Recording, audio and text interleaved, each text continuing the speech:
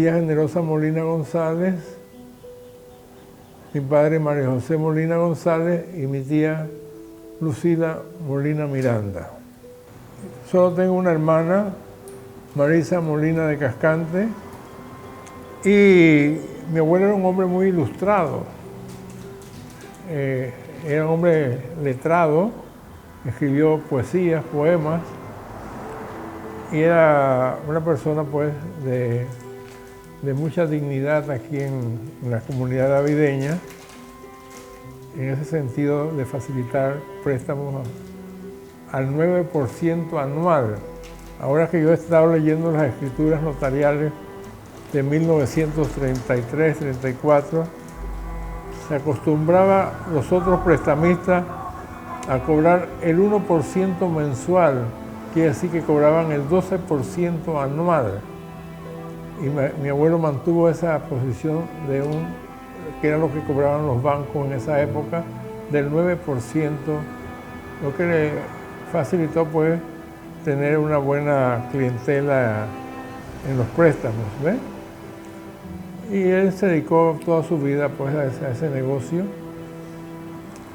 cuya herencia en nosotros pues ha permitido vivir holgadamente y educarnos a la vez. Porque yo pude irme a educar a Sevilla en un doctorado en Historia de América. Y asimismo mi tía Lucila Molina se educó como educadora y también estudió en Europa. Así que en esta familia también ha promovido el arte y la cultura, como a mí me tocó crear el Museo de Historia y de Arte José de Valdía, que tiene más de 15 años, está cerrado. Esta es una negligencia imperdonable, porque ese museo era una joya en todo su fondo y su contenido de la historia y el arte en Chiriquí, desde el arte precolombino. Recuerdo que la doctora Olga Linares nos dio una gran colección de obras precolombinas para el museo y otras que procedían de la cultura de barriles que nos la cedió el Museo de Panamá. O sea que, bueno, ese museo en realidad representaba la chiricanidad. Entonces, no puede haber tanta indiferencia de autoridades, de clubes cívicos o de las personas naturales que no se preocupan por organizar un comité o una asociación para presionar al gobierno a que acabe de restaurar la obra del museo, porque las piezas tienen más de 15 años de estar guardadas en un depósito de la feria, y eso es una canallada. Así que mi pensamiento y mi mensaje es que ojalá que los próximos gobiernos, porque este gobierno pues está por terminar, se interesen de verdad en esa obra, porque las ciudades o los pueblos no nada más son almacenes, no nada más no son haciendas ganaderas, sino los pueblos tienen que dar un rastro de cultura, de sus raíces, quiénes han sido sus próceres históricos, sus luchadores por su desarrollo, y también de la mujer.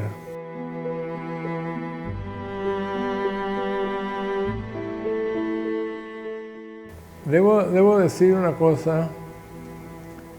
Cuando yo era estudiante de la escuela primaria, yo recuerdo que las maestras nuestras nos llevaban a hacer recorridos, por ejemplo, al agua potabilizadora, allá en la carretera hacia Dolega, y al Cerro San Cristóbal.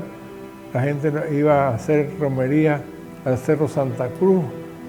Aquí dejaron perder un cerro que se llamaba el Cerro del Cuarto, que fue testigo de la Guerra de los 1000 días, porque Porras, desde allí, desde ese cerro, en 1900 atacó a la torre donde estaba el cañón de Roberto Cuevas, que eran conservadores, y en esa refriega al final va a morir el capitán Cuevas y se va a acabar allí la guerra, pero los liberales, apenas termina la guerra, comienzan a pedirle plata a los conservadores. La gente rica de aquí, David, se descapitalizaron.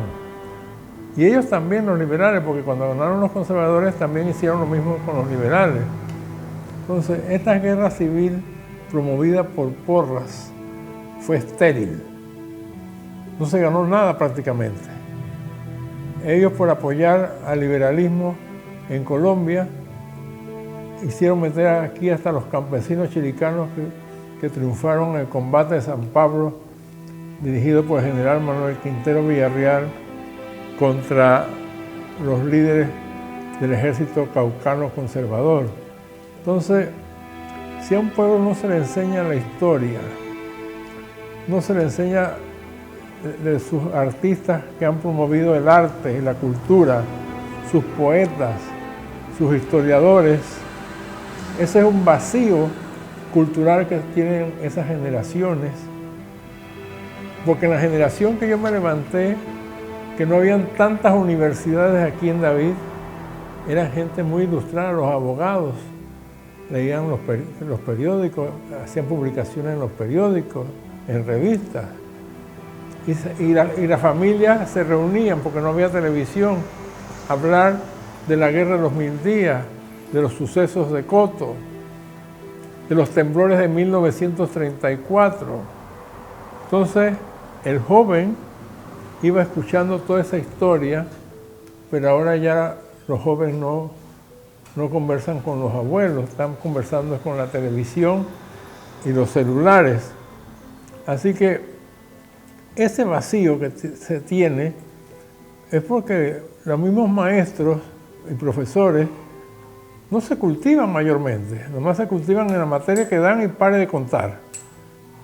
El hombre tiene que tener una cultura más amplia, más globalizante, para que transmita mejores mensajes. No es nada más enseñar 2 más 2 es 4, o nada más leer, o hacer resúmenes, o hacer investigaciones que no llegan a nada. Así que necesita una evolución en las universidades, en las escuelas secundarias y en la escuela primaria, en los métodos de enseñanza, igual que en las áreas curriculares, hay que enriquecerlas. Porque los museos no son obras muertas.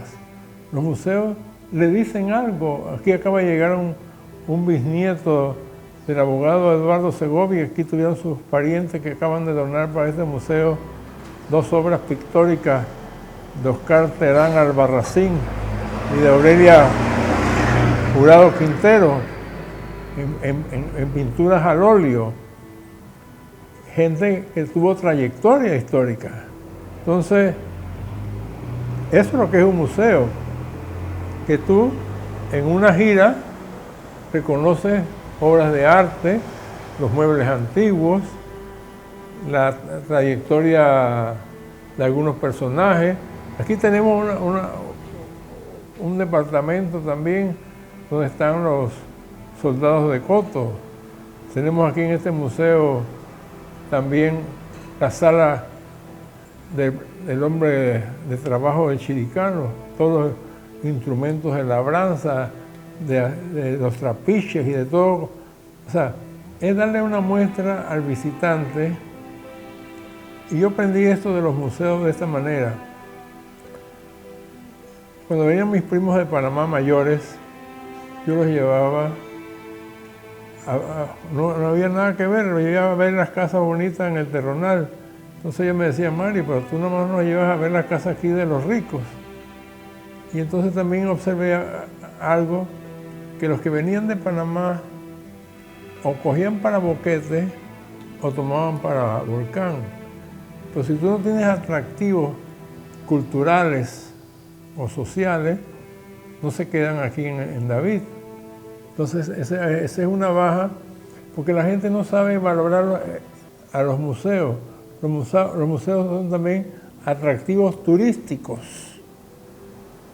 La gente cuando sale a un país en una excursión, donde te llevan a los museos y las iglesias coloniales.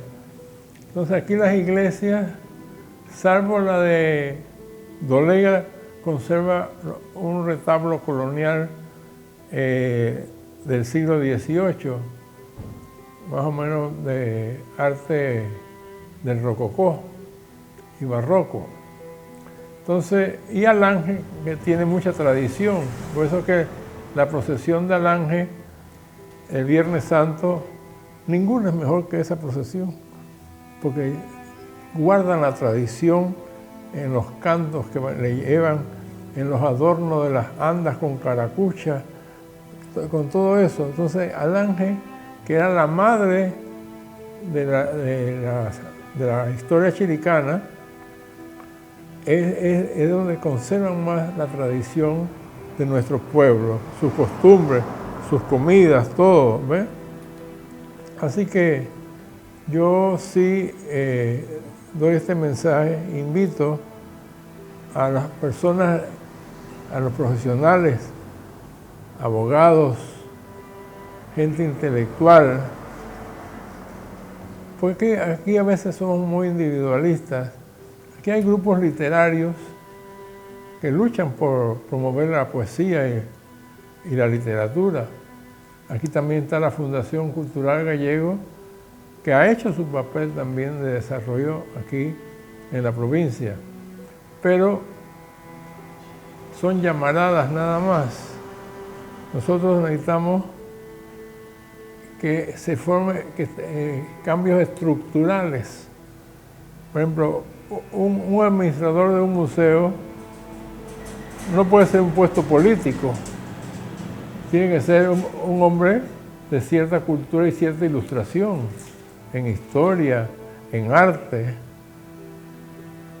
y también que le guste ese trabajo, porque si no se van y se sientan allí esperando que llegue la gente nada más. Así que el Museo de Valdía debe ser el norte de la comunidad chilicana en este nuevo periodo de gobierno. Empujar, antes era aquí cuando estaba Ramón Guerra, él empujaba de verdad por su noticiero. Y por eso aquí hubo carretera para Bocas del Toro y carretera para aquí, para allá. Porque tenía un programa que dice, arriba corazones. Y eso motivaba a los chilicanos, porque el chilicano, por estar en la periferia del país, todo le llegó de último. Entonces el chilicano se acostumbró a hacer su gimnasio. A todos sus pueblos por allá les han hecho el gimnasio sin ninguna rifa, sin ninguna nada. Aquí tenían que hacer rifas, tamaladas, bailes y todo para reunir plata. Y aquí hubo un personaje, el doctor Rafael Hernández Loche, que promovió el baloncesto femenino y la creación del primer gimnasio que todavía está vigente. Entonces, han llegado personas aquí que le han dado lustre a la provincia, en la educación, como el doctor Gilberto Ríos, y aquí no hay ningún colegio, ninguna escuela con el nombre de él, ninguna calle, y eso demuestra la poca perspectiva histórica que han tenido los gobiernos que pasan de un periodo a otro, porque si tú no reconoces los valores de tu provincia o de tu pueblo, tú también estás creando un vacío. El doctor Gilberto Ríos era un hombre que enseñó a los estudiantes de la normal rural, no nada más en el tablero, sino con el machete, estimulándola a crear limpieza en los patios. Antes aquí las maestras visitaban a los alumnos para ver si su patio estaba limpio. Entonces, era otra mentalidad. aquí nos hemos vuelto muy indiferentes, que no le van ni bien ni mal, sino que todo el mundo sigue como quiera, ¿ves? Entonces, es otro tipo de educación, ¿ves? Aquí los maestros se preocupaban con sus estudiantes. Así que yo te agradezco que me hayas invitado a este conversatorio, porque la experiencia que he tenido, gracias a Dios, como historiador y como museógrafo, como deportista, me da una visión retrospectiva de cómo hemos evolucionado hasta en la parte urbana. Las calles de cemento que hubo aquí fue cuando fue Aristides Romero ministro de Obras Públicas. Todo alrededor del parque, todo eso era cemento, pero después, como no pusieron las tuberías de agua, han partido mucho, dañado mucho todas esas calles. Pero para eso, los políticos que llegan, yo veo que los políticos del interior, ellos arrastran presupuestos para su pueblo. No es llegar a sentarse allá en la asamblea o venir acá a hacer deportes nada más. Hay que hacer obras que promuevan las calles, los caminos. Mira cómo Porras logró en 1916. Eso fue lo que hizo mayormente grande a Porras, el ferrocarril. ¿Ves? Fue la arteria que desarrolló la región occidental y las tierras altas hacia Potrerillos y Boquete. ¿Ves? Porque ellos tenían dificultades para trasladar sus productos hacia Panamá y hacia el exterior. La Chiriquí Land Company influyó mucho también en Puerto Armuelles. Pero bueno,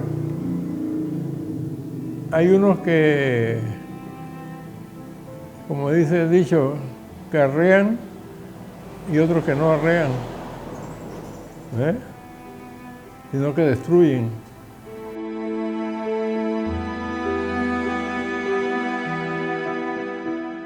Mira, yo le decía a mis alumnos, el que quiere saber tiene que leer.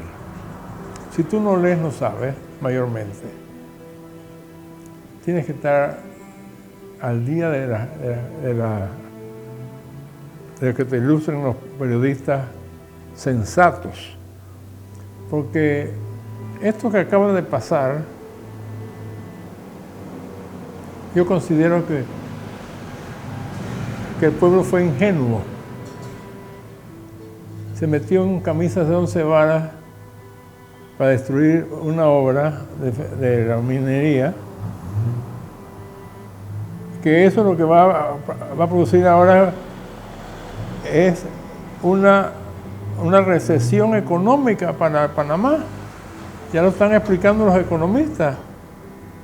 Y falta de credibilidad en gente a invertir, porque nosotros no nos podemos oponer a los capitales extranjeros, porque aquí no hay capitales mayores así. Ya. Entonces, los proyectos de afuera ayudan mucho. Pero aquí acabaron con la Tabacalera Nacional, acabaron con la Chiriquí Land Company, y esa negatividad ahora con la minería. Entonces, los pueblos se desarrollan por los modos de producción. ¿Ves? Eso que le hicieron a los productores de las tierras altas fue una canallada. ¿Ves? Eso yo no puedo jamás aplaudir. Muchas gracias.